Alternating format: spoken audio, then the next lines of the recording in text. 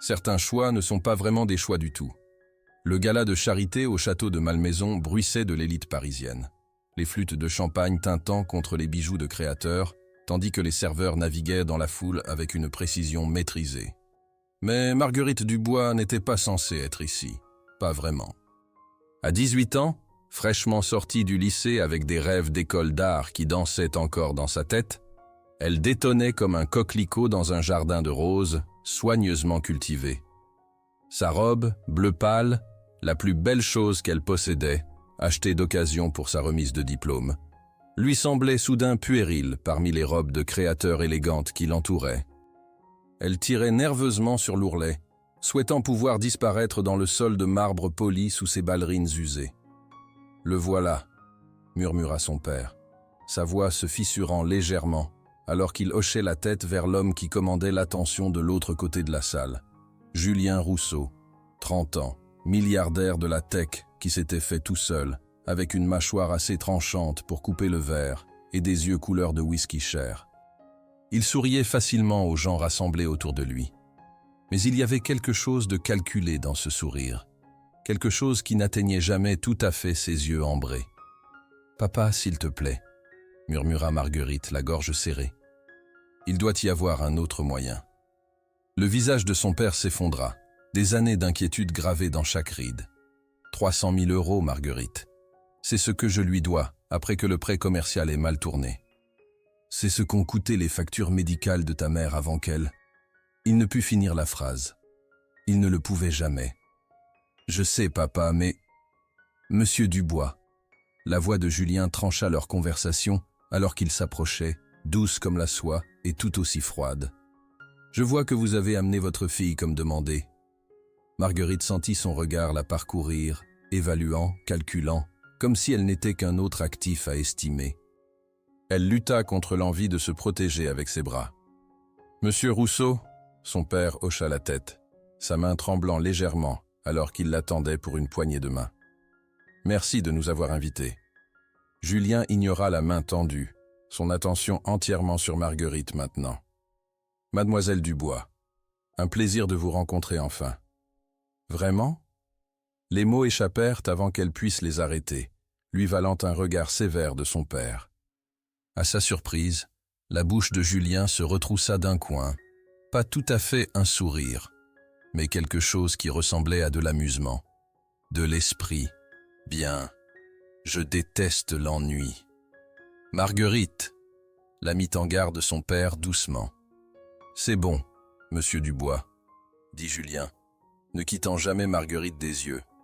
J'apprécie l'honnêteté. C'est rare dans mes cercles. Il lui tendit la main à elle à la place. Puis-je avoir cette danse? Ce n'était pas vraiment une question. Ils le savaient tous les deux. Marguerite plaça sa main dans la sienne, sentant la chaleur de sa paume contre la sienne, la force de ses doigts, alors qu'ils se refermaient autour des siens.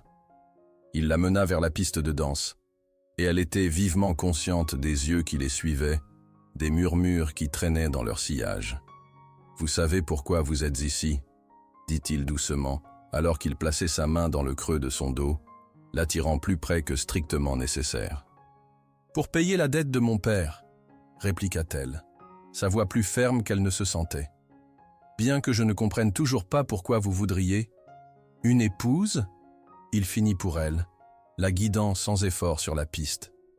Pour quelqu'un d'aussi intimidant, il bougeait avec une grâce inattendue. « Est-il si difficile de croire que je puisse vouloir de la compagnie ? Vous pourriez avoir n'importe qui, » contra-t-elle, essayant d'ignorer comment sa peau picotait là où il la touchait. « Pourquoi choisir quelqu'un qui n'a pas le choix ? » Quelque chose vacilla sur ses traits, alors une fissure dans cette façade parfaite disparut si vite qu'elle aurait pu l'imaginer. « Tout le monde a des choix, mademoiselle Dubois, » dit-il, sa voix descendant plus bas. « Votre père a choisi d'emprunter de l'argent qu'il ne pouvait pas rembourser. Vous choisissez de le sauver des conséquences. Ce n'est pas un choix, c'est du chantage affectif. » Julien rit, le son résonnant dans sa poitrine contre la sienne. « Utilisant déjà des grands mots, peut-être que mon investissement s'avérera plus intéressant que prévu. »« Je ne suis pas un investissement, » riposta-t-elle, les joues rougissant d'indignation. « Non ? Il la fit tourner gentiment, la ramenant dans ses bras avec une aisance maîtrisée. 300 000 € pour la dette de votre père. 150 000 autres pour vos frais de scolarité aux Beaux-Arts. Oh oui, je connais ce rêve.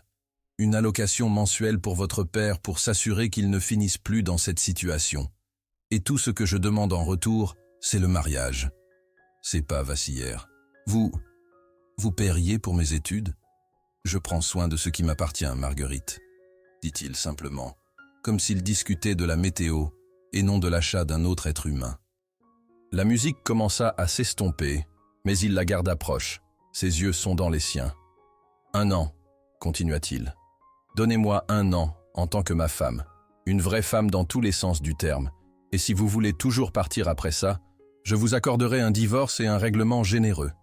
La dette de votre père restera payée quoi qu'il arrive.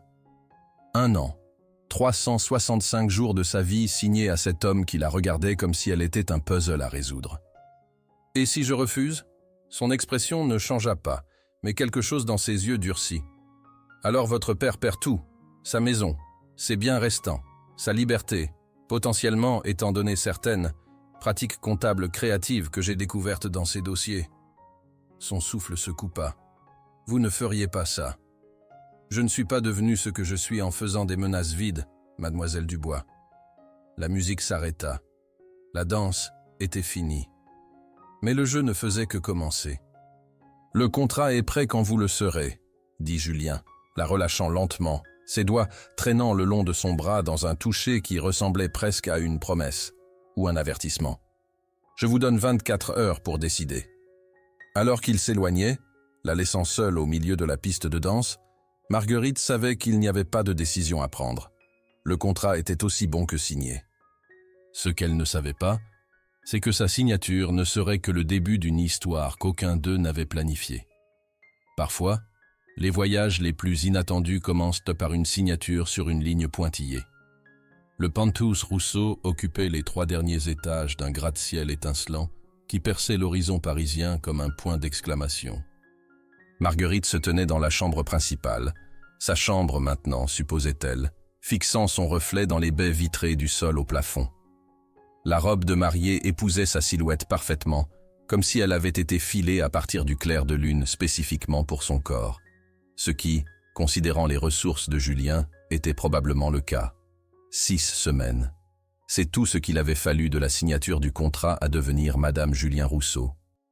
6 semaines vertigineuses d'avocats et d'accords prénuptiaux, d'essayages de robes et de sélection de lieux, de l'assistante efficace de Julien, Céline, orchestrant chaque détail de ce que la presse appelait le mariage de conte de fées de l'année. Quel conte de fées? Marguerite ne se souvenait d'aucune histoire où la princesse signait un document légal de 30 pages avant de rencontrer son prince. La cérémonie commence dans 21 minutes, vint une voix froide depuis l'embrasure de la porte. Céline Moreau, la chef de cabinet de Julien, se tenait, presse-papiers à la main, son carré lisse et son tailleur pantalon impeccable rayonnant d'efficacité. « Êtes-vous prête, mademoiselle Dubois? Ou devrais-je dire madame Rousseau? S'il vous plaît, ne le faites pas, » murmura Marguerite, ajustant les délicates boucles d'oreilles en diamant qui étaient arrivées ce matin dans une boîte de velours. « Quelque chose de neuf, » disait la carte de l'écriture précise de Julien. Le masque professionnel de Céline glissa juste un moment, révélant quelque chose qui ressemblait presque à de la sympathie. Pour ce que ça vaut, il n'est jamais allé à de telles longueurs auparavant. Quelle longueur? Tout planifié lui-même. Les fleurs, le menu, même les sélections musicales. Céline cocha quelque chose sur son presse-papier. Habituellement, il délègue entièrement les affaires personnelles. Avant que Marguerite puisse traiter cette information, il y eut un coup doux à la porte. Son père entra, paraissant plus soigné qu'elle ne l'avait vu depuis des années. Le smoking sur mesure que Julien avait fourni le faisait paraître plus jeune, plus sain. Le poids écrasant de la dette n'affaissait plus ses épaules. « Oh, Margot !» murmura-t-il, les yeux brillants. « Tu ressembles exactement à ta mère. » Marguerite avala la boule dans sa gorge. « Papa, es-tu sûr de ça?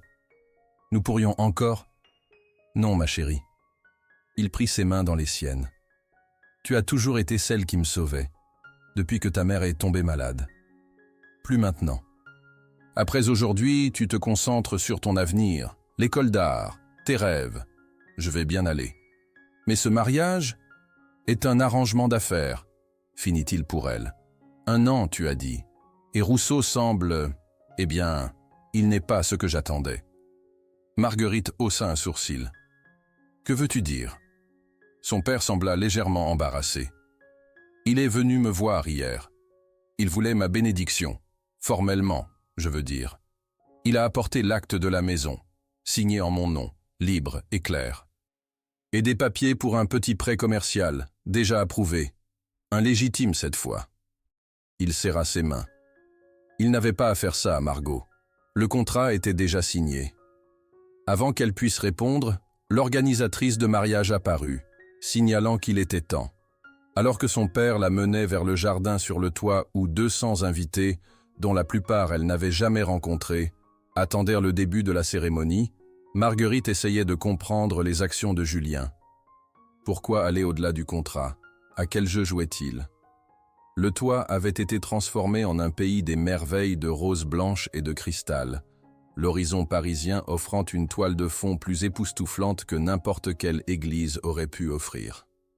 Alors que le quatuor à cordes commençait à jouer, les invités se levèrent, se tournant pour regarder son entrée. Et là, au bout de l'allée, se tenait Julien, incroyablement beau dans un smoking sur mesure, ses yeux fixés sur elle avec une intensité qui lui coupa le souffle. Pour un moment, juste un moment, elle se permit de prétendre que c'était réel. Leurs vœux étaient traditionnels, leurs baisers chastes mais persistants.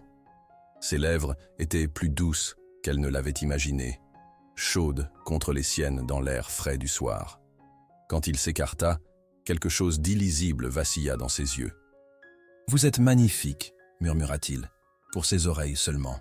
« Merci », répondit-elle automatiquement. « Vous n'êtes pas mal non plus. » Un sourire authentique tira ses lèvres. Déjà maîtrisant les compliments d'épouse, « Vous êtes une naturelle, Madame Rousseau. »« Ne m'appelez pas comme ça, » dit-elle, mais sans le mordant qu'elle avait voulu. « Comment devrais-je vous appeler alors ?» Il offrit son bras alors qu'ils se tournaient pour faire face à leurs invités applaudissant. « Marguerite, c'est bien. »« Marguerite, » répéta-t-il, comme s'il testait le nom sur sa langue. « Ma Marguerite. » La réception fut un tourbillon de toasts au champagne et de félicitations d'inconnus. Julien la garda proche, sa main une présence constante dans le creux de son dos, chaude et rassurante. Elle l'observait avec une curiosité croissante alors qu'il charmait investisseurs et politiciens avec aisance, notant comment sa persona publique différait de l'homme calculateur qui avait proposé leur arrangement. « Des regrets ?» murmura-t-il, alors qu'ils évoluaient ensemble pendant leur première danse, son souffle chaud contre son oreille. « Environ 40 par minute, » admit-elle. À sa surprise, il rit, un son authentique qui transforma son visage, le faisant paraître plus jeune, presque insouciant. « Au moins vous êtes honnête, c'est rafraîchissant. »« Est-ce pour ça que vous m'avez choisi? Pour l'honnêteté ?» Son expression s'assombrit. « Je vous ai choisi parce que vous me fascinez, Marguerite Dubois. Depuis le moment où j'ai vu votre peinture dans cette petite galerie du Marais. » Elle se raidit dans ses bras.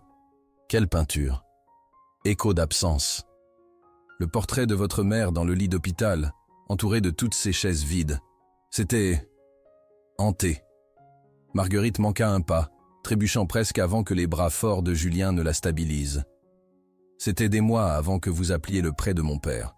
Vous avez vu mon travail avant même de savoir qui j'étais? Un éclair de quelque chose, de la culpabilité, traversa ses traits avant que son expression se lisse à nouveau. Nous devrions couper le gâteau. Votre père a l'air d'avoir besoin de quelque chose de sucré. Alors qu'il la guidait loin de la piste de danse, l'esprit de Marguerite s'emballa. La rencontrer avait-elle vraiment été le plan de Julien depuis le début? Et si oui, pourquoi passer par cette charade élaborée au lieu de simplement l'approcher directement? Des heures plus tard, après que le dernier invité soit parti et que son père ait été escorté à sa maison nouvellement payée, Marguerite se retrouva seule avec Julien dans l'ascenseur montant au penthouse. Le silence entre eux bourdonnait de questions non posées. « Vous devez être fatigué, dit-il finalement, alors que les portes s'ouvraient sur leur foyer privé. Épuisé, convint-elle, retirant les talons qu'il avait torturés pendant les 3 dernières heures. Il l'observa avec cette même expression illisible. La suite principale a été préparée pour vous. Je prendrai la chambre d'amis ce soir. Marguerite cligna des yeux de surprise. Mais le contrat stipule que nous nous présentions comme un couple heureux au monde, finit-il pour elle. Il ne dicte pas nos arrangements privés. Il desserra sa cravate, attirant son attention sur la colonne forte de sa gorge. Je ne suis pas un monstre, Marguerite. Quand cela arrivera, je veux que ce soit votre choix. Avec ça, il s'approcha, assez lentement pour qu'elle puisse reculer si elle l'avait voulu. Mais la curiosité, ou quelque chose de plus profond, la garda ancrée sur place alors qu'il se penchait pour presser un baiser doux sur son front. « Bonne nuit, Marguerite », murmura-t-il contre sa peau. « Bienvenue à la maison ». Alors qu'elle le regardait s'éloigner, Marguerite réalisa avec une alarme croissante que les lignes de leur arrangement commençaient déjà à s'estomper. C'était censé être simple, une transaction commerciale, 1 an de sa vie en échange de sécurité financière. Alors pourquoi son cœur s'emballait-il chaque fois qu'il la regardait? Et plus important, que voulait vraiment Julien Rousseau? Les jeux les plus dangereux sont ceux où vous oubliez que vous jouez. 3 semaines dans leur mariage, et Marguerite avait encore l'impression de vivre dans la maison d'un étranger. Le penthouse était indéniablement beau, toutes lignes épurées et vues panoramiques, des œuvres d'art valant plus que la maison de son père, ornant les murs minimalistes. Mais il ressemblait plus à un musée qu'à un foyer. Comme son propriétaire, pensa Marguerite, alors qu'elle entrait pieds nus dans la cuisine, cherchant son café du matin. Elle se figea dans l'embrasure de la porte. Julien se tenait à l'îlot de la cuisine, manches remontées jusqu'aux avant-bras musclés, alors qu'il étudiait des documents étalés devant lui. Ses cheveux, normalement parfaits, étaient légèrement ébouriffés, comme s'il avait passé ses mains dedans par frustration. La scène domestique était si inattendue que pendant un moment, Marguerite oublia de respirer.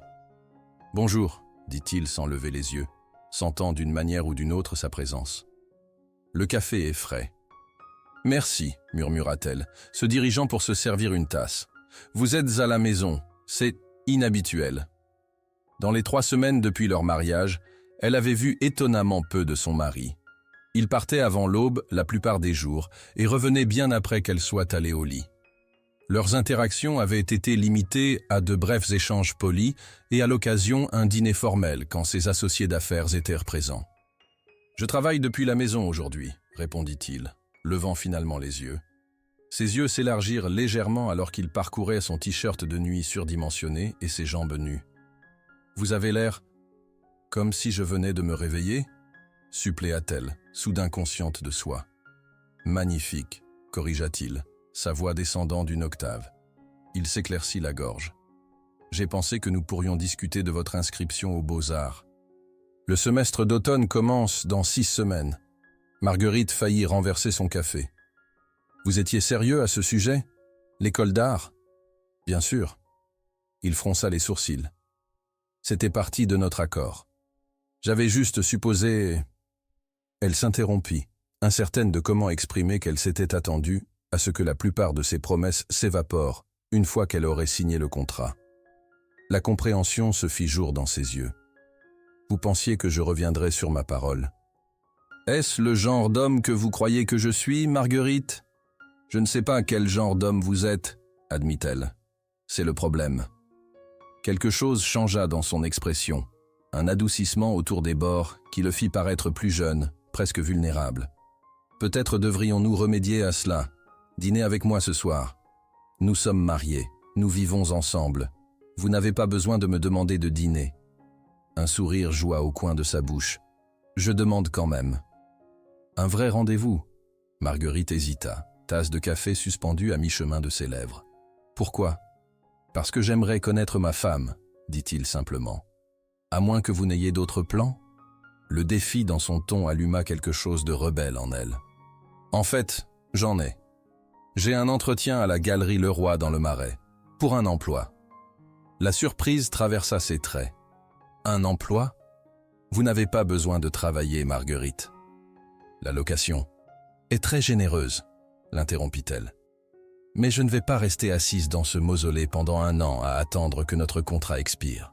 J'ai besoin de quelque chose de significatif à faire jusqu'à ce que l'école commence. » Au lieu de l'argument qu'elle attendait, Julien l'étudia pendant un long moment avant de hocher la tête. « Je comprends.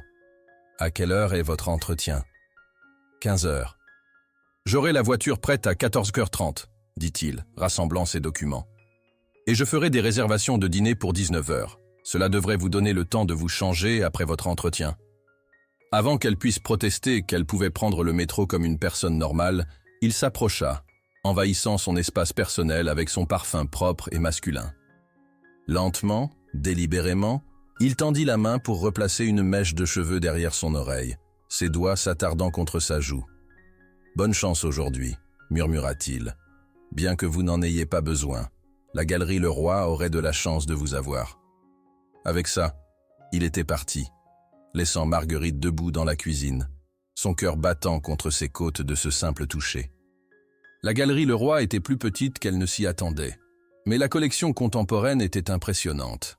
La propriétaire, Brigitte Le Roi, une femme tranchante de la cinquantaine avec un carré argenté géométrique, scrutait le portfolio de Marguerite avec des yeux plissés. « C'est bon », dit-elle finalement. Brute, mais avec une émotion authentique. « Vous n'avez eu aucune formation formelle ? » « Juste les cours d'art du lycée, » admit Marguerite. « Et vous commencez aux Beaux-Arts à l'automne ?» Brigitte haussa un sourcil.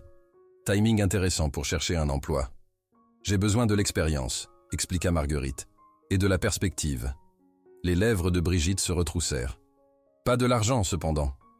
Pas avec ce rocher à votre doigt. » Elle hocha la tête vers la bague de mariage de Marguerite, un diamant parfait qui captait la lumière à chaque mouvement de sa main. Marguerite résista à l'envie de la cacher.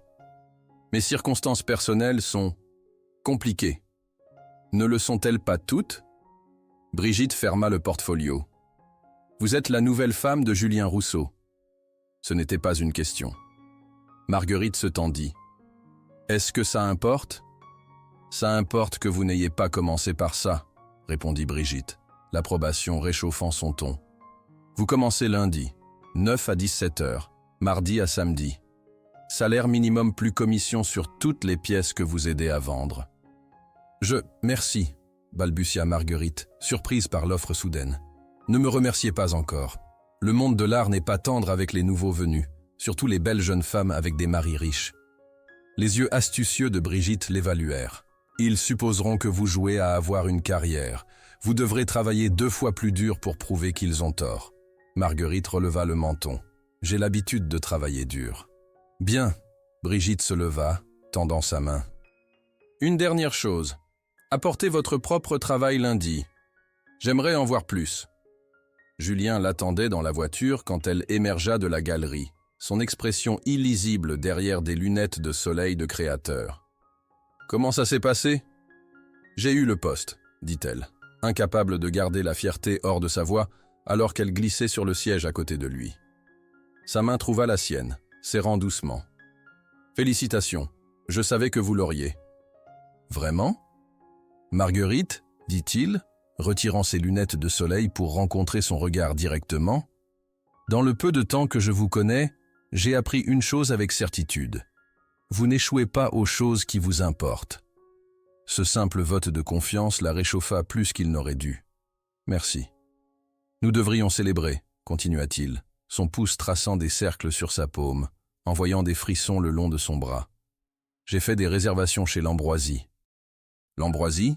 Les yeux de Marguerite s'élargirent. « C'est impossible d'y entrer. » Le sourire de Julien était énigmatique. « Pas pour moi. » Le restaurant était à la hauteur de sa réputation d'exclusivité. De leur table surplombant la Seine, la ville scintillait comme un écrin de bijoux alors que le soir descendait. Julien commanda du vin sans consulter la carte, un millésime qui fit hausser les sourcils du sommelier avec appréciation. « Au nouveau commencement, » dit-il, levant son verre vers le sien. Marguerite prit une gorgée, les saveurs complexes dansant sur sa langue. « Vous êtes différent ce soir. »« Comment ça ?»« Plus. » Elle chercha le bon mot. « Présent. Comme si vous étiez vraiment ici, pas juste physiquement dans la pièce pendant que votre esprit est parti prendre des décisions à des milliards d'euros. Il rit, le son la réchauffant plus que le vin. Peut-être que j'apprécie simplement la compagnie. La conversation coula facilement après ça. Julien posa des questions sur son art, écoutant attentivement, alors qu'elle expliquait son processus créatif. Elle se retrouva à réciproquer, curieuse de l'esprit derrière l'empire qu'il avait construit. « Pourquoi la technologie ?» demanda-t-elle alors que leurs plats arrivaient. « Qu'est-ce qui vous y a attiré ?»« Le contrôle, » répondit-il sans hésitation. « La capacité de créer de l'ordre à partir du chaos. De construire des systèmes qui fonctionnent parfaitement, de façon prévisible. » Il prit une gorgée de vin, ses yeux ne quittant jamais les siens. « Jusqu'à récemment, je préférais les choses que je pouvais contrôler. Et maintenant, son sourire devint énigmatique. Maintenant, je trouve qu'il y a un certain attrait à l'imprévisibilité. La façon dont il la regardait rendait clair qu'il ne parlait plus d'affaires. Au moment où ils revinrent au Penthouse, Marguerite se sentait agréablement réchauffée par le vin et la connexion inattendue qu'ils avaient formée pendant le dîner. Dans l'ascenseur, elle se surprit à étudier le profil de Julien. La mâchoire forte, le léger creux dans son menton, la façon dont ses cils jetaient des ombres sur ses pommettes. « Vous me fixez », observa-t-il, l'amusement colorant sa voix. « J'essaie de vous comprendre », admit-elle. « Et qu'avez-vous conclu ? Que vous n'êtes rien comme ce que j'attendais. » Les portes de l'ascenseur s'ouvrirent sur le foyer de leur Penthouse. Julien plaça sa main dans le creux de son dos alors qu'il sortait, la chaleur de sa paume brûlant à travers le fin matériau de sa robe. « Qu'attendiez-vous » demanda-t-il, sa voix basse dans l'espace silencieux. Quelqu'un de plus froid, plus calculateur. Elle se tourna pour lui faire face, soudain consciente de leur proximité. « Vous avez orchestré toute cette situation, manipulé la dette de mon père pour me forcer au mariage. Et pourtant... Ses yeux s'assombrirent alors qu'il descendait vers ses lèvres. « Vous êtes gentil, » murmura-t-elle, « quand vous n'avez pas besoin de l'être. » La main de Julien vint encadrer sa joue, son toucher léger comme une plume. « Peut-être que je ne suis pas aussi calculateur que vous le croyez. » « Alors pourquoi tout ça ?» Elle fit un geste vague vers l'espace entre eux. « Pourquoi ne pas simplement me demander un rendez-vous comme une personne normale ?» Une ombre traversa ses traits. « Les gens normaux n'obtiennent pas ce qu'ils veulent, Marguerite. Ils se contentent, ils font des compromis, ils perdent. Et vous ne perdez jamais ? Pas quand ça compte. » Son pouce caressa sa lèvre inférieure, lui coupant le souffle. « Puis-je vous embrasser, Marguerite ?» La demande formelle, si en désaccord avec leur arrangement légal, la fit sourire. « Nous sommes mariés. Vous n'avez pas besoin de permission. Je demanderai toujours, » dit-il sérieusement. « Contrat ou pas. » Quelque chose dans son expression sérieuse fit fondre le dernier de sa résistance. « Oui, » murmura-t-elle. « Vous pouvez m'embrasser. » Contrairement au baiser chaste qu'ils avaient partagé à leur mariage, celui-ci flambait de chaleur dès le premier contact. Les lèvres de Julien revendiquèrent les siennes avec une passion contrôlée, ses mains encadrant son visage comme si elle était quelque chose de précieux. Marguerite se retrouva à répondre avec la même ferveur, ses doigts se courbant dans les revers de sa veste, le tirant plus près. Quand ils se séparèrent finalement, tous deux respirant fortement, Julien reposa son front contre le sien. « Je devrais dire bonne nuit », murmura-t-il, bien qu'il ne fasse aucun mouvement pour s'éloigner. « Où ?» dit Marguerite, se surprenant de son audace. « Vous pourriez rester. » Ses yeux sondèrent les siens, cherchant tout signe d'hésitation. « Êtes-vous sûr ? Le contrat n'exige pas. » Elle le fit taire avec un autre baiser, celui-ci plus profond, plus affamé. « Je ne pense pas au contrat en ce moment. » Avec un gémissement, Julien la souleva dans ses bras, ses jambes s'enroulant instinctivement autour de sa taille, alors qu'il la portait vers la chambre principale.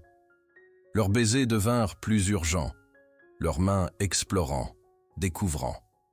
Quand il la posa sur le lit, planant au-dessus d'elle avec le désir assombrissant ses yeux, Marguerite ressentit un moment de clarté au milieu de la passion. Ce n'était plus une question d'obligation ou de contrat. Quelque chose avait changé entre eux, quelque chose qu'aucun d'eux n'avait anticipé. « Marguerite », murmura-t-il contre sa peau, sa voix rauque de besoin. « Ma Marguerite !» Alors qu'ils s'unissaient dans l'obscurité, les lignes entre arrangement et désir, entre contrat et choix, s'estompèrent au-delà de la reconnaissance. Et pour la première fois depuis la signature de ces papiers, Marguerite se demanda si 1 an avec Julien Rousseau pourrait ne pas être suffisant après tout. La lumière du soleil matinal pénétrait par les baies vitrées, peignant des rayures dorées sur les draps emmêlés.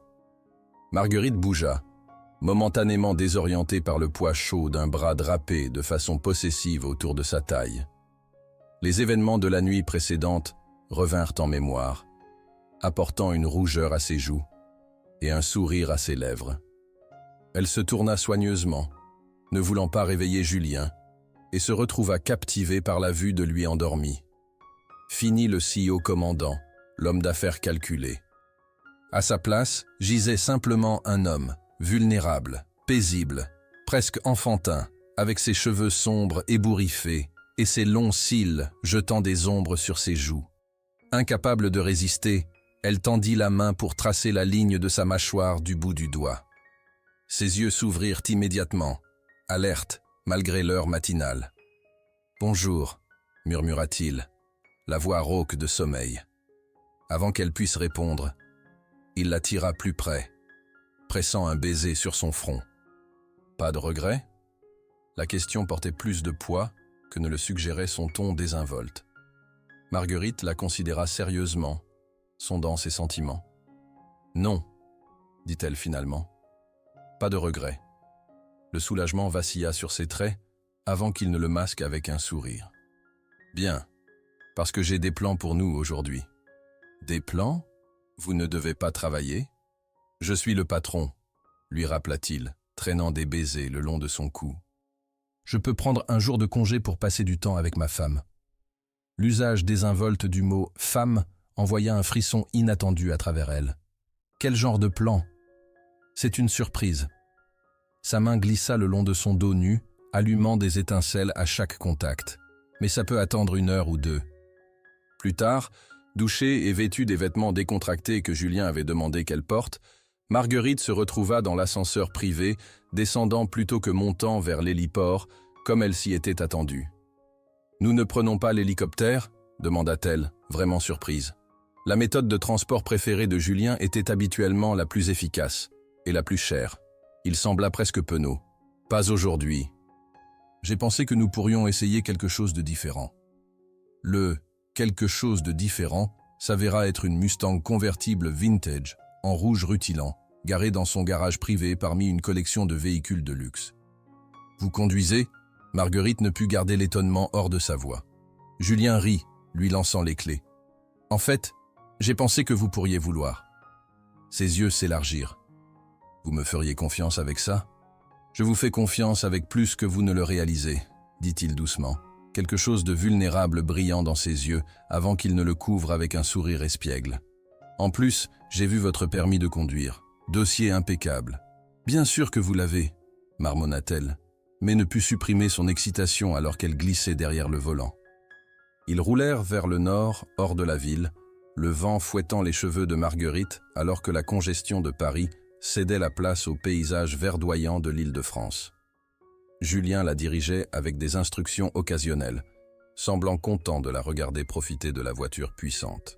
« Où allons-nous » demanda-t-elle après presque 1 heure sur la route. « Vous verrez. » 20 minutes plus tard, ils s'engagèrent dans une allée de gravier menant à une ferme charmante, nichée parmi des vergers de pommiers. Un panneau peint à la main indiquait « Ferme de Givry, cueillez vos propres pommes ». Marguerite se tourna vers Julien avec incrédulité. « Cueillir des pommes ? C'est votre surprise ?» Il sembla soudain incertain. « Vous l'avez mentionné au dîner, que votre souvenir d'enfance préféré était la cueillette de pommes avec vos parents. » Sa confiance vacilla. « Nous pouvons faire autre chose, si. » Elle le fit taire avec un baiser, son cœur gonflant à la réalisation qu'il avait écouté si attentivement. « C'est parfait. » La journée se déroula comme quelque chose d'un rêve que Marguerite n'avait pas réalisé qu'elle faisait. Ils errèrent à travers les rangées d'arbres lourds de fruits, remplissant leurs paniers et parlant de tout et de rien. Julien abandonna sa formalité habituelle avec sa veste de créateur, remontant ses manches et s'étirant pour atteindre les pommes les plus hautes pour elle.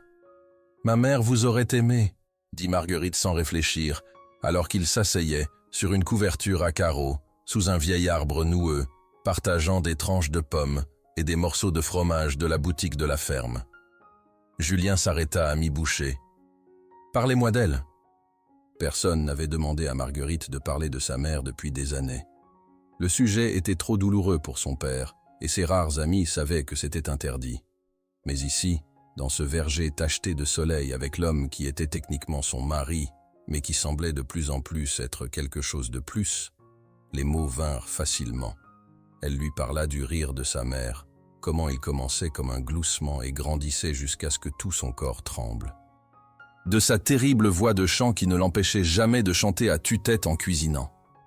De comment elle avait encouragé l'art de Marguerite dès le premier moment où elle avait pris un crayon, encadrant même ses gribouillages les plus enfantins, comme s'ils étaient des chefs-d'œuvre.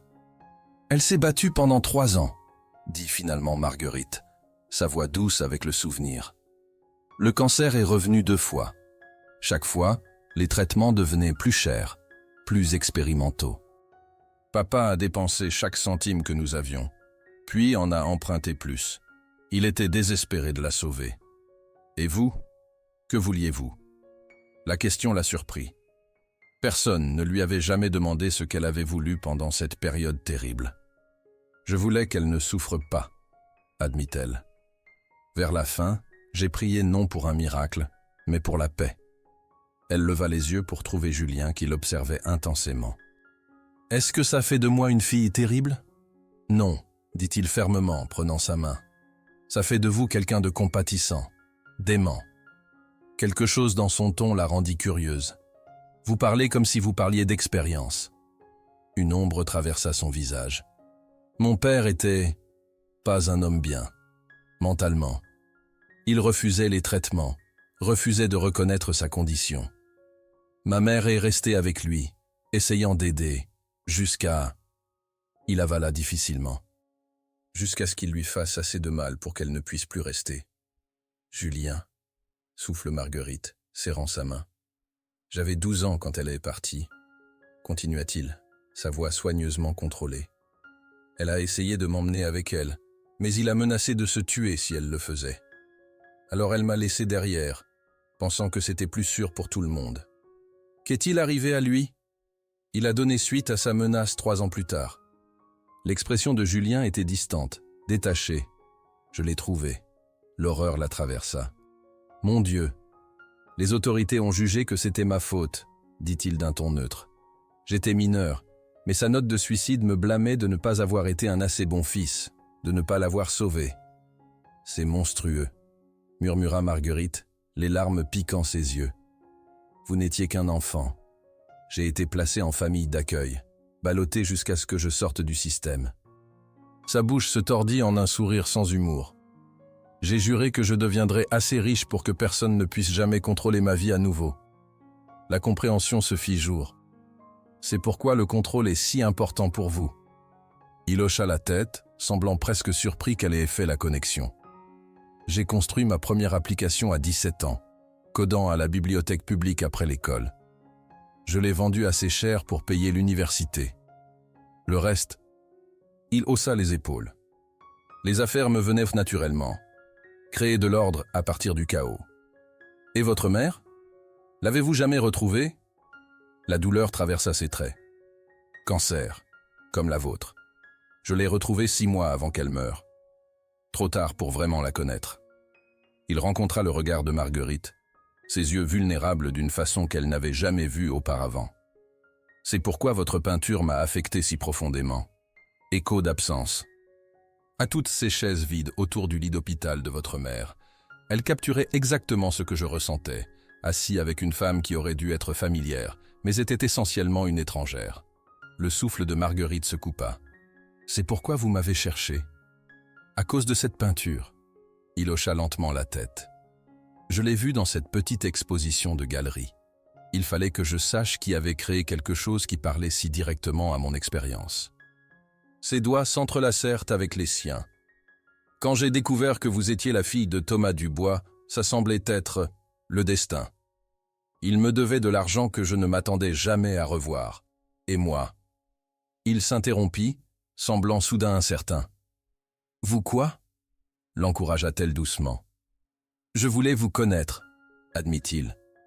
Le contrat, c'était la seule façon que je pouvais penser de faire que ça arrive. Les termes commerciaux avaient du sens pour moi. Les émotions, non.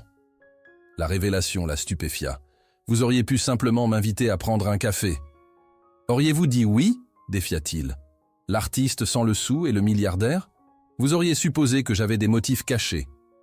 Au lieu du motif très transparent de me lier légalement à vous pour un an? Elle ne put s'empêcher de rire de l'absurdité. À sa surprise, Julien se joignit à elle, son rire transformant son visage en quelque chose d'enfantin et d'insouciant.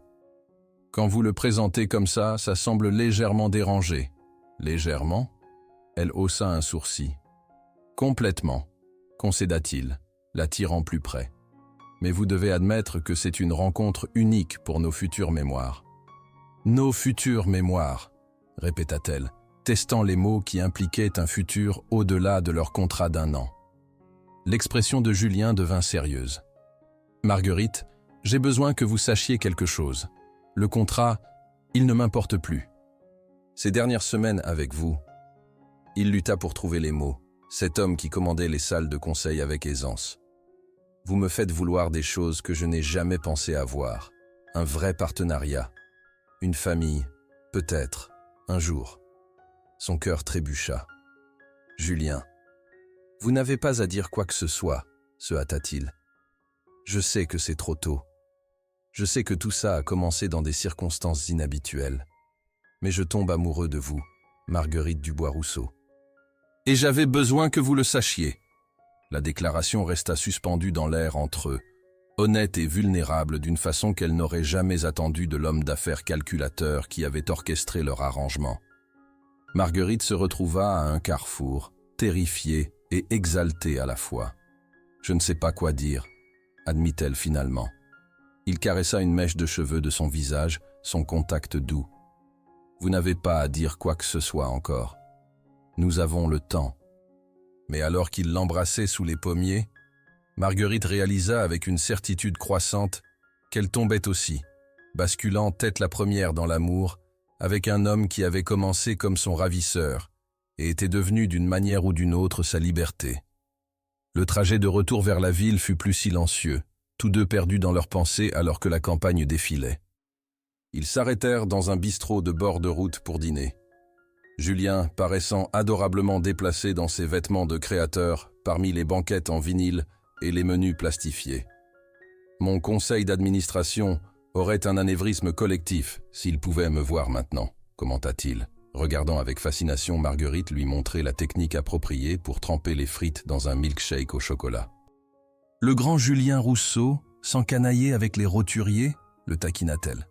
Le grand Julien Rousseau, plus heureux qu'il ne l'a été depuis des années, corrigea-t-il doucement. La simple honnêteté de la déclaration la réchauffa plus que n'importe quelle grande déclaration n'aurait pu le faire. De retour au Penthouse, enveloppés dans les bras l'un de l'autre alors que les lumières de la ville scintillaient au-delà des fenêtres, Marguerite trouva finalement le courage d'exprimer la réalisation qui grandissait toute la journée. « Je tombe amoureuse de vous, aussi », murmura-t-elle contre sa poitrine, sentant son rythme cardiaque s'accélérer à ces mots. « Et ça me terrifie. » Il inclina son menton pour rencontrer son regard. « Pourquoi ? Parce que ça a commencé comme un contrat. Parce que je suis censé gagner ma liberté dans 8 mois de plus, pas... » Elle fit un geste d'impuissance entre eux. « Pas donner mon cœur à l'homme qui m'a essentiellement acheté. » La douleur traversa ses traits. « Est-ce encore comme ça que vous le voyez ? Que je vous ai acheté ? Non, admit-elle. Plus maintenant. Mais Julien, nous ne pouvons pas prétendre que ça a commencé normalement. Rien en moi n'a jamais été normal, Marguerite. Il pressa son front contre le sien. Mais ce que je ressens pour vous, c'est la chose la plus réelle que j'ai jamais vécue. Alors qu'ils se perdaient l'un dans l'autre une fois de plus, Marguerite réalisa que le contrat qui les liait ensemble était devenu sans importance. Quelque chose de plus fort, de plus permanent avait pris sa place. Quelque chose qu'aucun d'eux n'avait anticipé quand ils avaient signé ces papiers. Ce qu'elles ne savaient pas, c'est que des forces au-delà de leur contrôle étaient déjà en mouvement, des forces qui testeraient cet amour naissant de façon qu'aucun d'eux ne pouvait imaginer. Le vrai test de l'amour n'est pas de se trouver, mais de se battre pour rester ensemble quand le monde essaie de vous séparer. La galerie Leroy bourdonnait de l'énergie raffinée de la soirée d'ouverture, le champagne coulant tandis que l'élite artistique parisienne circulait parmi la nouvelle exposition. Marguerite se déplaçait dans la foule avec une confiance croissante, répondant aux questions sur la collection et faisant des présentations entre artistes et acheteurs potentiels. 3 mois à la galerie l'avaient transformée de nouvelles venues nerveuses en membre d'équipe appréciée. Brigitte l'avait prise sous son aile, la mentorant avec un mélange d'amour dur et de soutien authentique qui rappelait à Marguerite sa mère. « Vous êtes une naturelle », commenta Brigitte, apparaissant à son coude, après que Marguerite ait réussi à conclure une vente à 5 chiffres. Les Martineau n'achètent jamais aux ouvertures. Ils aiment faire suer les artistes pendant des semaines avant de s'engager. Marguerite sourit. J'ai juste fait remarquer comment leurs collectionneurs rivaux lorgnaient la même pièce. Sournois, j'approuve. Les yeux perspicaces de Brigitte dérivèrent vers l'entrée de la galerie. Votre mari est là. Juste à temps. Julien se tenait dans l'embrasure, commandant l'attention sans essayer dans un costume charbon parfaitement taillé. Ses yeux trouvèrent à Marguerite immédiatement, son visage s'adoucissant avec un sourire réservé pour elle seule. « Allez », la poussa Brigitte. « Vous avez largement mérité votre commission ce soir. En plus, » ajouta-t-elle avec un sourire entendu, « il vous regarde comme si vous étiez le chef-d'œuvre de la salle. » La chaleur monta aux joues de Marguerite, alors qu'elle se dirigeait vers Julien. Ces derniers mois s'étaient installés dans un rythme qu'elle n'avait jamais espéré. Julien, adaptant son horaire de travail punissant pour prendre le petit déjeuner avec elle chaque matin et dîner la plupart des soirs. Marguerite s'épanouissant à la galerie tout en se préparant pour son semestre prochain aux Beaux-Arts. Ils étaient devenus partenaires d'une façon qui rendait le contrat légal, qui les liait de plus en plus sans importance. « Soirée réussie ?» demanda Julien, brossant un baiser contre sa tempe, alors que son bras glissait naturellement autour de sa taille. « Très. J'ai vendu l'installation de Miyazaki et 2 des sculptures de Carmen. » La fierté brillait dans ses yeux. « Je vous avais dit qu'ils auraient de la chance de vous avoir. »« Monsieur Rousseau !» Brigitte s'approcha, tendant sa main. « Je vole votre femme 3 jours par semaine une fois que ses cours commencent. Un investissement sage de votre part. » répondit Julien avec douceur. Bien que je n'attende rien de moins d'une femme dont la galerie a surperformé le marché 4 années consécutives. Les sourcils de Brigitte se haussèrent d'appréciation. Vous avez fait vos devoirs. J'aime connaître qui façonne la carrière de ma femme. La note possessive dans sa voix aurait pu autrefois irriter Marguerite. Maintenant, elle la trouvait touchante. Sa façon de montrer qu'il se souciait de ce qui lui importait. En parlant de façonner des carrières, dit Brigitte, son regard aigu fixé sur Marguerite, quand allez-vous me laisser exposer votre travail? Cette série que vous développez est prête. Le bras de Julien se resserra autour de la taille de Marguerite. Vous peignez à nouveau? La surprise dans sa voix rappela à Marguerite qu'elle ne lui avait pas dit. Entre son récent voyage d'affaires à Tokyo et ses préparatifs pour l'exposition, ils avaient eu précieusement peu de temps ensemble. Juste quelques pièces expérimentales, minimisa-t-elle. Rien qui vaille la peine d'être montré encore. 6 toiles qui capturent la vulnérabilité émotionnelle avec plus d'honnêteté que des artistes 2 fois son âge, corrigea Brigitte sans détour. Mais c'est votre choix, Marguerite. L'espace est à vous quand vous serez prête. Alors que Brigitte s'éloignait pour saluer de nouveaux arrivants, Julien tourna Marguerite pour lui faire face. « Pourquoi ne me l'avez-vous pas dit? Vous avez été occupée avec l'acquisition de Singapour. Ça ne semblait pas important. Votre art est toujours important pour moi. » Son regard sonda le sien. Elle parle de nous, de l'arrangement. Elle hocha la tête, soudain nerveuse. Elle retrace l'évolution, du contrat à tout ce que c'est maintenant. L'amour, fournit-il simplement. C'est ce que c'est, Marguerite.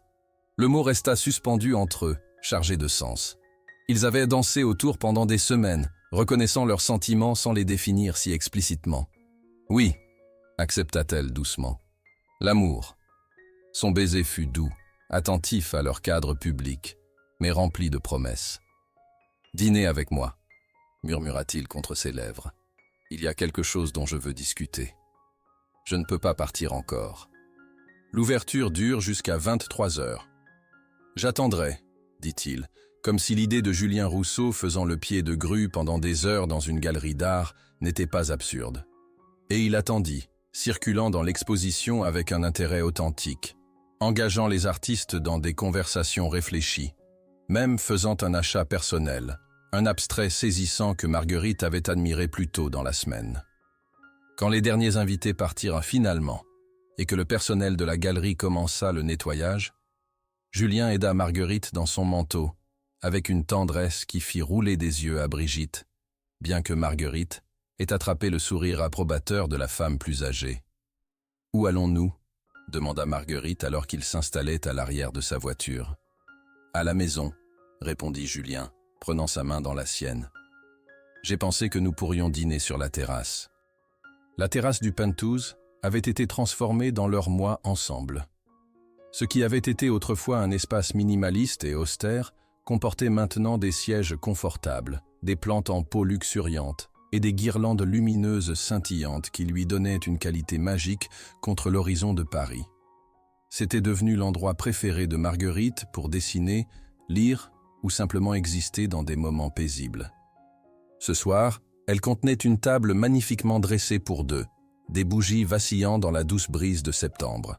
« Vous avez planifié ça » réalisa-t-elle, alors que Julien tirait sa chaise. « J'ai eu de l'aide. » Il fit un geste vers l'endroit où son chef privé émergea avec le premier service, le gazpacho d'été préféré de Marguerite.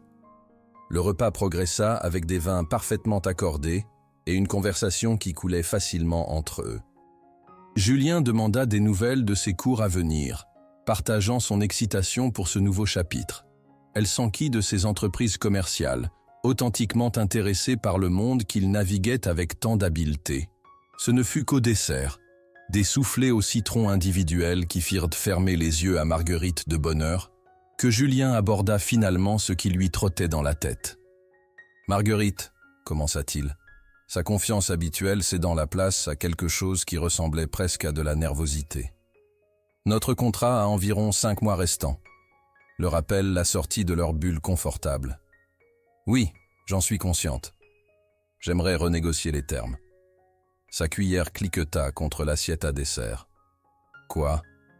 Pas de la façon que vous pensez, » se hâta-t-il de clarifier, tendant la main pour prendre la sienne. « Marguerite, ces derniers mois avec vous ont été... Je n'ai jamais pensé trouver ça. Vous trouvez. Julien, que dites-vous » Il prit une profonde inspiration. « Je dis que je ne veux pas que ça se termine dans 5 mois. Je ne veux pas que ça se termine du tout. » Avant qu'elle puisse traiter ces mots, il bougea de sa chaise pour s'agenouiller à côté de la sienne, sortant une petite boîte de velours de sa poche. « Je vous demande si vous voulez m'épouser. Pour de vrai cette fois. Pas de contrat, pas de terme, pas de date de fin. Juste nous, construisant une vie ensemble. » Il ouvrit la boîte pour révéler une bague époustouflante. Pas un diamant traditionnel, mais une opale unique entourée de minuscules saphirs qui captaient la lumière des bougies en éclats de bleu et de vert.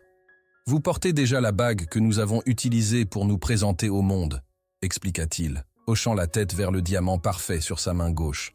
« Celle-ci est juste pour nous, pour le vrai nous. » Les larmes brouillèrent la vision de Marguerite alors que l'émotion le submergeait. « Julien, je... » La sonnerie stridente de son téléphone trancha le moment comme un couteau. Julien l'ignora, ses yeux ne quittant jamais les siens. « J'aurais dû l'éteindre, » murmura-t-il.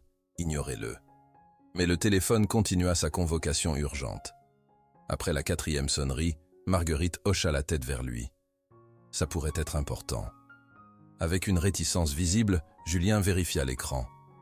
Son expression changea instantanément, le masque professionnel glissant en place. « Je dois prendre ça, c'est Tokyo, l'acquisition. » Il s'éloigna, parlant d'un ton coupant qui devint de plus en plus tendu. Marguerite regardait alors que ses épaules se raidissaient, sa main libre se serrant en poing. « Non, c'est inacceptable, » dit-il sèchement. « Les termes étaient clairs. Une pause. Je serai sur le premier vol. Demandez à l'équipe légale de me rencontrer au bureau dans 1 heure pour préparer. Quand il termina l'appel, son expression était orageuse. « Je suis désolé, » dit-il, revenant à ses côtés. « Il y a une situation qui requiert mon attention immédiate. »« Vous partez? Maintenant ?» Marguerite ne put garder l'incrédulité hors de sa voix. « L'affaire Tanaka s'effondre. Si je n'arrive pas à Tokyo immédiatement, nous risquons de perdre des milliards. » Il s'agenouilla devant elle à nouveau, prenant ses mains dans les siennes. « Je serai de retour dès que possible. » Nous finirons cette conversation alors. La conversation où vous m'avez demandé en mariage et puis avez pris un appel d'affaires avant que je puisse répondre, elle n'avait pas voulu sonner amère. Mais les mots sortirent plus tranchants que prévu. La douleur traversa ses traits. « Marguerite, vous savez que ce n'est pas comme ça que je voulais que ça se passe. Mais c'est comme ça que ça se passe, dit-elle doucement. Parce que c'est qui vous êtes, Julien. Les affaires passeront toujours en premier. Ce n'est pas juste. Vous savez à quel point cette acquisition est importante. Et je sais combien d'acquisitions il y aura après celle-ci, l'interrompit-elle. Il y aura toujours une crise, toujours une autre affaire, toujours un autre milliard d'euros en jeu. Julien se leva, la frustration évidente dans la ligne tendue de ses épaules. Que dites-vous? Que je devrais laisser 1 an de travail s'effondrer parce que le timing est inopportun? Je dis que j'ai besoin d'être sûr que je ne signe pas pour une vie de moment comme celui-ci. Marguerite se leva pour lui faire face. De passer en second après Rousseau Industries. Vous ne passez pas en second, insista-t-il. Mais mon entreprise emploie des milliers de personnes. Leurs moyens de subsistance dépendent de moi prenant des décisions difficiles. L'argument familier, qu'ils avaient eu sous diverses formes tout au long de leurs mois ensemble, s'étendit entre eux comme un gouffre qui s'élargissait. « Prenez la bague avec vous », dit finalement Marguerite, poussant la boîte de velours vers lui. « Réfléchissez à ce que vous demandez vraiment pendant que vous êtes à Tokyo, parce que je ne consentirai pas à épouser un homme qui est déjà marié à son entreprise. » L'expression de Julien durcit.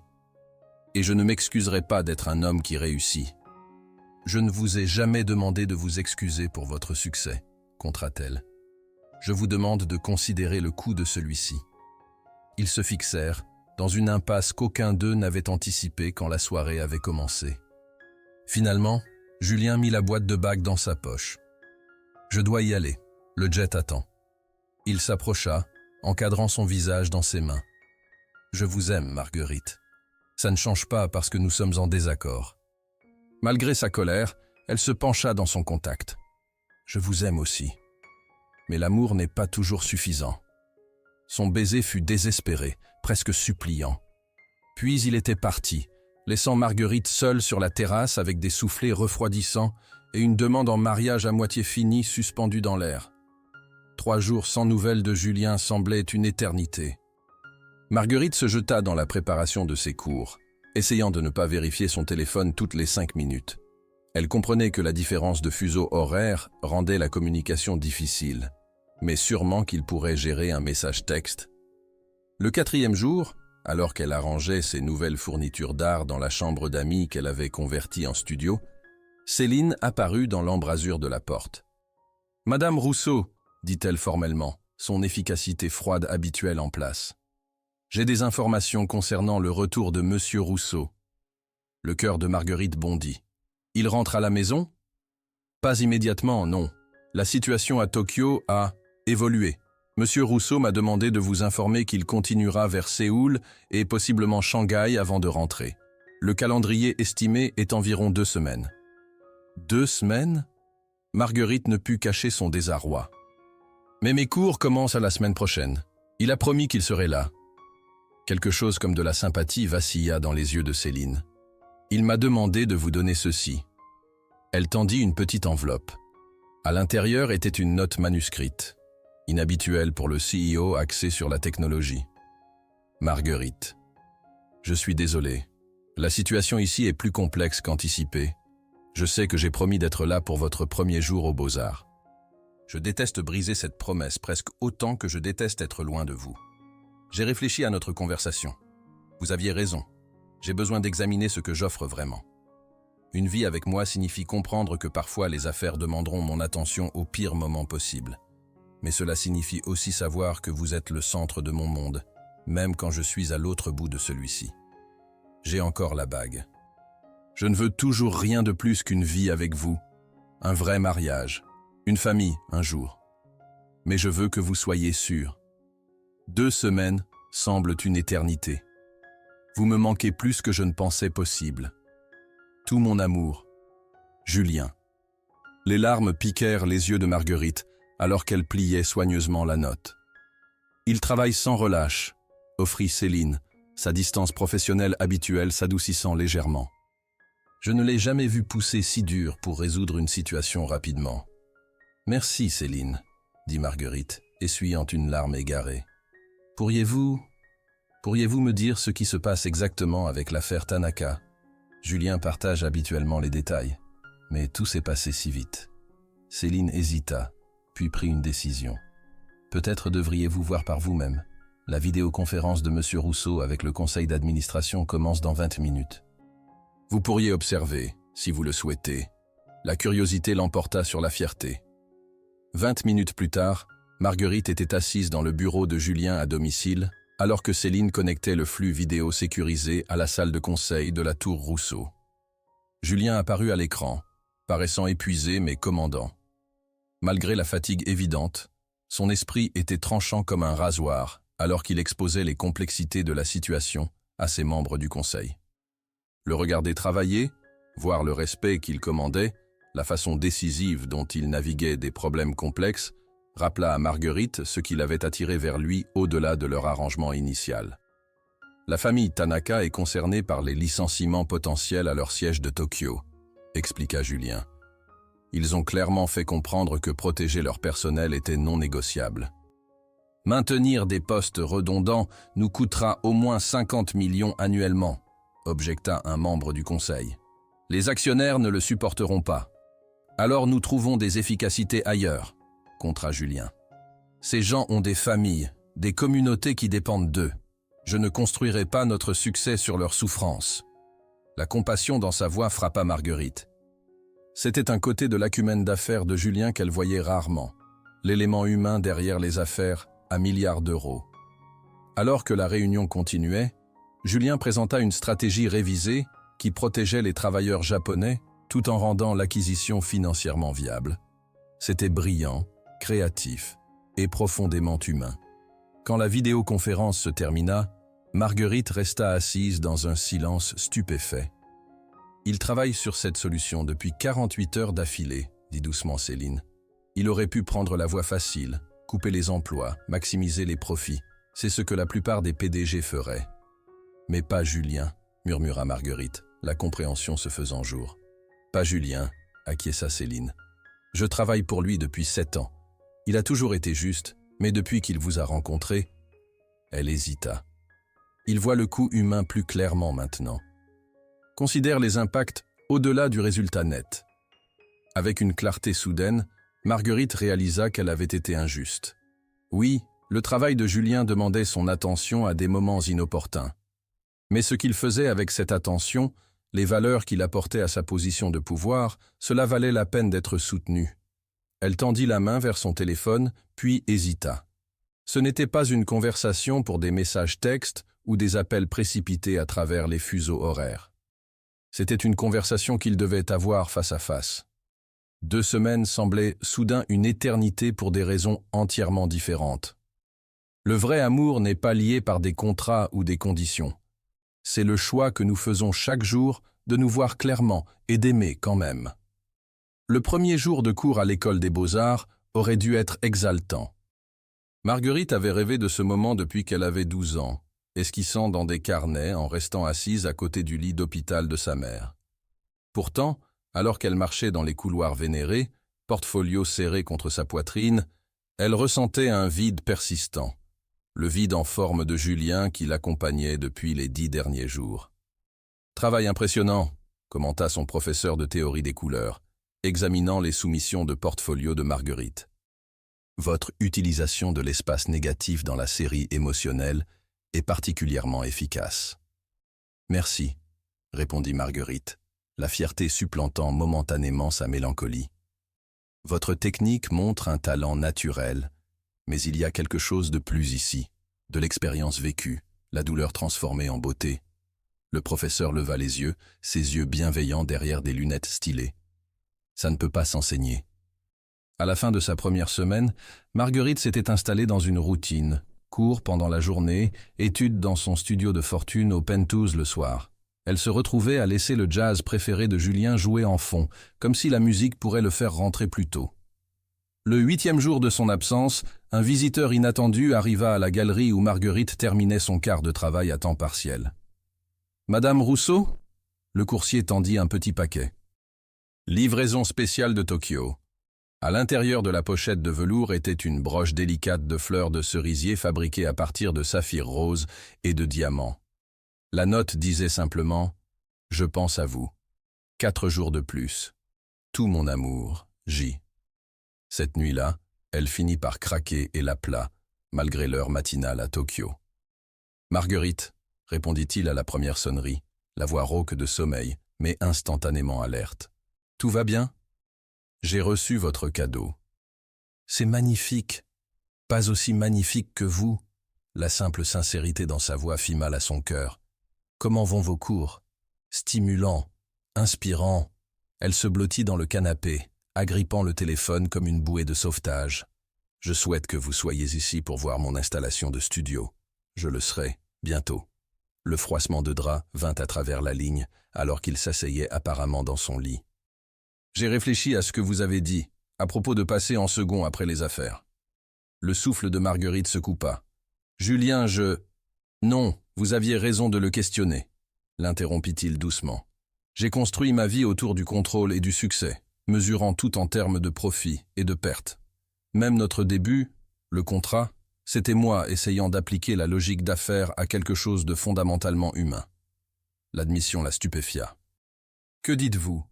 Je dis que j'ai réorganisé les priorités, délégué plus d'autorité, formé mon équipe à gérer les crises sans moi pour tout sauf l'effondrement de l'entreprise. » Elle pouvait entendre le sourire dans sa voix. « Céline pense que j'ai perdu la raison. » « Et l'avez-vous fait ? » ?»« Trouvé, plutôt. » Sa voix s'adoucit. « Trouvez ce qui compte le plus. Vous. Nous. » Les larmes piquèrent les yeux de Marguerite. « Vous me manquez. 3 jours. » promit-il. 3 jours et je serai à la maison. Sauf que ce ne fut pas 3 jours. Marguerite arrangeait une nouvelle exposition à la galerie l'après-midi suivant quand Brigitte s'approcha, une expression inhabituelle sur son visage normalement composé. « Vous pourriez vouloir vérifier les nouvelles financières, » dit-elle, tendant sa tablette à Marguerite. Le titre fit s'arrêter le cœur de Marguerite. Les actions de Rousseau Industries chutent alors que le PDG quitte les négociations Tanaka de façon précoce. L'article détaillait comment Julien avait abruptement quitté Tokyo avant que les contrats finaux soient signés, déléguant les procédures de clôture à son directeur financier dans un mouvement qui a choqué les initiés de l'industrie et soulevé des questions sur le jugement du PDG. La panique la saisit alors qu'elle essayait d'appeler le téléphone de Julien. Pas de réponse. Elle appela Céline ensuite. « Madame Rousseau », la voix de Céline était coupée de stress. « Je suppose que vous appelez au sujet du départ de Monsieur Rousseau de Tokyo. Où est-il? Est-ce que tout va bien? » Monsieur Rousseau a laissé des instructions de ne pas divulguer sa localisation ou son itinéraire. Le conseil a convoqué une réunion d'urgence pour demain matin. Céline hésita. « Il n'a jamais rien fait de pareil auparavant. » La glace se forma dans l'estomac de Marguerite. Les affaires de Julien avaient-elles été endommagées à cause d'elle, à cause de leur dispute sur les priorités? Elle passa une nuit blanche à faire les 100 pas dans le Penthouse, vérifiant obsessionnellement son téléphone. Au matin, les nouvelles financières avaient grandi plus préoccupantes. Rousseau abandonne l'affaire à milliards. Les sources disent que la crise personnelle est à blâmer. Les implications étaient claires. Le monde des affaires supposait que Julien faisait une sorte d'effondrement nerveux. Et c'était sa faute. Quand l'ascenseur sonna juste après l'aube, Marguerite courut vers le foyer, le cœur battant. Les portes s'ouvrirent pour révéler non pas Julien, mais son chauffeur, Marcus. « Madame Rousseau !» dit-il formellement. On m'a demandé de vous emmener quelque part. Par qui? Où est Julien? Je ne suis pas autorisé à le dire, madame, mais on m'a dit que c'était urgent. Contre son meilleur jugement, Marguerite suivit Marcus à la voiture en attente. Alors qu'il quittait la tour, son anxiété monta. Au moins dites-moi où nous allons. En banlieue, madame, environ 1 heure de route. La réalisation se fit jour alors qu'il s'engageait sur l'autoroute vers le nord. Nous allons à la ferme de Givry, n'est-ce pas? Le verger de pommiers. Le petit sourire de Marcus confirma ses soupçons. L'automne avait transformé le verger depuis leur dernière visite. Les arbres étaient lourds de fruits mûrs, leurs feuilles commençant à virer à l'or et au carmin contre le ciel bleu clair. Alors que la voiture crissait dans l'allée de gravier, Marguerite aperçut une Mustang rouge familière, garée près de la ferme. « Il est ici », souffla-t-elle. « Oui, madame. » Depuis hier matin, la ferme semblait déserte alors que Marguerite se dirigeait le long du sentier qu'ils avaient de marcher ensemble des mois auparavant. Le cœur battant, elle contourna le virage vers leur endroit spécial, le vieux pommier noueux où ils avaient partagé le déjeuner et les secrets. Et là était Julien, assis sur une couverture à carreaux identique à celle de leur première visite, le dos contre le tronc de l'arbre, les yeux fermés comme en méditation paisible. Il portait un jean et un pull simple, si différent de son armure corporative habituelle qu'elle ne le reconnut presque pas. « Vous avez abandonné une affaire à milliards d'euros, » dit-elle en guise de salutation. Ses yeux s'ouvrirent, se réchauffant à sa vue. « Non. J'ai délégué les signatures finales à mon directeur financier extrêmement compétent, qui a clos l'affaire ce matin. » Il tapota la couverture à côté de lui. Bien que la presse d'affaires semble déterminée à me peindre comme ayant une crise de la quarantaine. À 30 ans? C'est un peu prématuré. Elle s'installa à côté de lui, le cœur toujours battant. Pourquoi ne m'avez-vous pas dit ce que vous faisiez? Parce que j'avais besoin d'être sûr. Julien se tourna pour lui faire face complètement, prenant ses mains dans les siennes. Sûr que je pouvais m'éloigner de la négociation la plus importante de ma carrière parce que quelque chose d'autre comptait plus. Sûr que je ne vous en voudrais pas pour ça. Et j'ai découvert quelque chose de révolutionnaire. Son sourire était doux, intime. Le monde n'a pas fini. L'entreprise ne s'est pas effondrée. L'affaire s'est quand même close. Il serra ses mains. Et être ici, pensant à vous, semblait plus important qu'être dans cette salle de conférence. La gorge de Marguerite se serra d'émotion. « Julien, laissez-moi finir. » l'interrompit-il doucement. J'ai passé toute ma vie d'adulte à croire que le contrôle équivaut à la sécurité, que le succès égale la valeur, que si j'accumulais juste assez de pouvoir, assez d'argent, je pouvais m'assurer de ne plus jamais être vulnérable. Il tendit la main dans sa poche, sortant la bague d'opale de leur dîner interrompu. Puis j'ai rencontré une artiste têtue qui m'a montré que la vulnérabilité n'est pas de la faiblesse, que la vraie force vient de s'ouvrir à des possibilités qu'on ne peut pas contrôler. Les larmes brouillèrent la vision de Marguerite, alors que Julien continuait. « Je ne veux pas que notre histoire parle d'un contrat, Marguerite. Je ne veux pas que vous vous demandiez jamais si je vous vois comme une acquisition ou un actif. » Il leva la bague, la lumière du soleil captant les bleus et les verts dans l'opale. « Je veux un vrai mariage, un vrai partenariat. Je veux construire quelque chose avec vous qui n'a rien à voir avec les termes d'affaires et tout à voir avec grandir ensemble. » Il glissa de la couverture à un genou. « Marguerite Dubois, je ne vous demande plus d'être ma femme. Légalement, vous l'êtes déjà. Je vous demande d'être ma partenaire, mon égale, mon amour. Aussi longtemps que nous le choisissons tous les deux, chaque jour. » À travers ses larmes, Marguerite réussit un sourire aqueux. « Pas de clause de résiliation ? » « Aucune, confirma-t-il. Juste 2 personnes se choisissant l'une l'autre, jour après jour, avec tout le désordre et les compromis et la joie que cela implique. » Il sembla soudain vulnérable. « Qu'en dites-vous » En réponse, Marguerite se lança dans ses bras, le renversant sur la couverture, alors que ses lèvres trouvaient les siennes. Quand ils se séparèrent finalement, tous deux essoufflés et riant, elle tendit sa main. « Oui. » dit-elle simplement. « Chaque jour. » « Oui. » Julien glissa la bague d'opale sur sa main droite, une compagne au diamant sur sa gauche, mais d'une certaine façon plus significative pour tout ce qu'elle représentait. Pas de propriété ou d'obligation, mais de choix.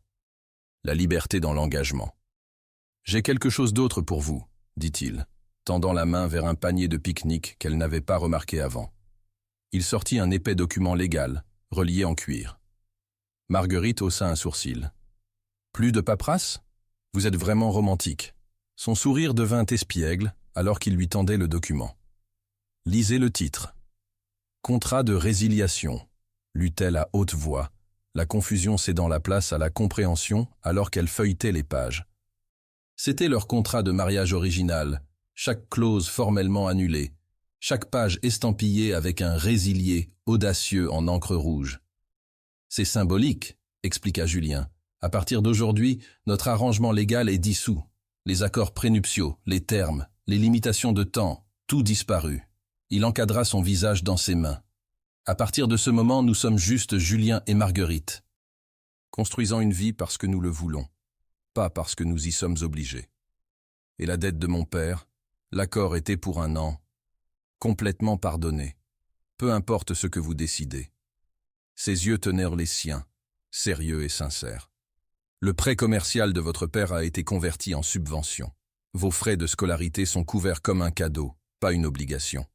Vous êtes libre, Marguerite, complètement libre de choisir. » L'ampleur de ce qu'il offrait, la vraie liberté, le vrai choix, l'overwhelma. « Et si je vous choisis, juste vous, pas votre argent, ou votre pouvoir, ou votre protection ? Alors je serai l'homme le plus chanceux vivant. » Son sourire était radieux, transformant tout son être. « Et je passerai chaque jour à essayer d'être digne de ce choix. » En réponse, Marguerite déchira le contrat en 2, puis en 4, riant alors que Julien se joignait à elle pour déchiqueter le document qui les avait rassemblés, jusqu'à ce que des bouts de jargon légal voltigent autour d'eux comme des confettis. « Je vous choisis, » dit-elle, ses bras s'enroulant autour de son cou. « Le vous compliqué, contrôlant, étonnamment tendre. »« Et je vous choisis, » murmura-t-il contre ses lèvres. « La vous talentueuse, compatissante, obstinément indépendante. » Alors qu'ils scellaient leur nouveau commencement par un baiser sous les pommiers, Marguerite réalisa que ce qui avait commencé comme un arrangement d'affaires froid s'était transformé en quelque chose d'infiniment plus précieux. Un amour construit sur la compréhension, la croissance et le courage d'être vulnérable. 1 an plus tard. « Êtes-vous nerveuse ?» demanda Julien, ajustant sa cravate alors qu'il se tenait devant la galerie Leroy. « Terrifiée, » admit Marguerite, lissant la jupe de sa robe cocktail émeraude. « Et si personne ne vient ?» Il rit, replaçant une mèche de cheveux derrière son oreille. La galerie refuse du monde depuis 1 heure.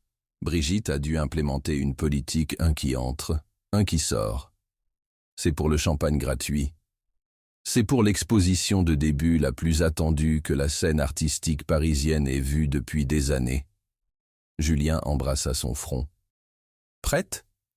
À l'intérieur, la galerie bourdonnait d'énergie alors que l'élite parisienne admirait la collection de Marguerite. Cœur sous contrat, une série de 12 peintures traçant le voyage émotionnel de l'arrangement à l'amour authentique.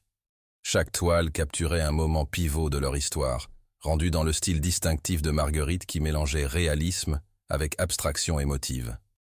Les critiques se regroupaient autour de la pièce maîtresse, un diptyque saisissant intitulé « Liberté dans l'engagement » qui montrait 2 mains jointes contre un fond de bouts de contrat déchirés. Brigitte recevait déjà des offres bien au-dessus des prix affichés. « Elle est extraordinaire », commenta une voix familière à côté de Julien. Il se tourna pour trouver Céline, presque méconnaissable hors de sa tenue corporative habituelle, dans une robe noire élégante. « Elle l'est », convint-il, regardant Marguerite charmer un conservateur de musée de l'autre côté de la salle. « Le conseil a arrêté de questionner votre nouvel horaire de travail », nota Céline. « Les profits trimestriels en hausse de 18% tendent à faire taire les critiques. » Julien sourit. Il s'avère que déléguer les responsabilités fait un leadership plus fort. « Qui l'aurait cru ? Vous semblez heureux, » observa-t-elle, un commentaire personnel rare de sa part, habituellement réservé. « Je le suis. » La simple vérité de cela le surprenait encore parfois. Comment complètement sa définition du succès s'était transformée dans l'année passée. De l'autre côté de la salle, Marguerite croisa son regard, son sourire radieux envoyant de la chaleur dans sa poitrine. Elle s'excusa de sa conversation et se dirigea vers lui, glissant sa main dans la sienne avec le confort facile du vrai partenariat. « La conservatrice du Louvre veut discuter d'une installation potentielle, » murmura-t-elle, l'excitation dansant dans ses yeux. « Bien sûr qu'elle veut. Vous êtes brillante. » Julien pressa un baiser sur sa tempe. « Vous ai-je dit aujourd'hui à quel point je suis fier d'être votre mari ?»« Seulement 2 fois, » le taquina Marguerite. « Vous faiblissez. » Leur badinage espiègle fut interrompu par le ping aigu d'un verre tapé. Brigitte se tenait au centre de la galerie, commandant l'attention. « Mesdames et messieurs, j'aimerais proposer un toast à l'artiste. » Elle leva sa flûte de champagne vers Marguerite. « Au nouveau commencement, à la vision authentique et au courage de transformer la limitation en liberté. » Alors que les applaudissements remplissaient la galerie, Julien se pencha pour murmurer à l'oreille de Marguerite. En parlant de nouveau commencement, elle se tourna vers lui, curieuse. « Oui ? Je pensais que c'était peut-être le moment de discuter d'une autre clause dans notre non-contrat. » Sa main glissa pour reposer doucement contre son abdomen. Celle à propos de la famille. Les yeux de Marguerite s'élargirent, puis s'adoucirent d'émotion. Je pensais la même chose. Vraiment ? Elle hocha la tête, un petit sourire secret jouant sur ses lèvres. En fait, j'ai peut-être commencé la discussion sans vous. Il y a environ 8 semaines, selon le médecin. La joie explosa dans la poitrine de Julien alors que la signification de ces mots s'enregistrait. Vous êtes ? Nous sommes, corrigea-t-elle doucement. Nous attendons un bébé.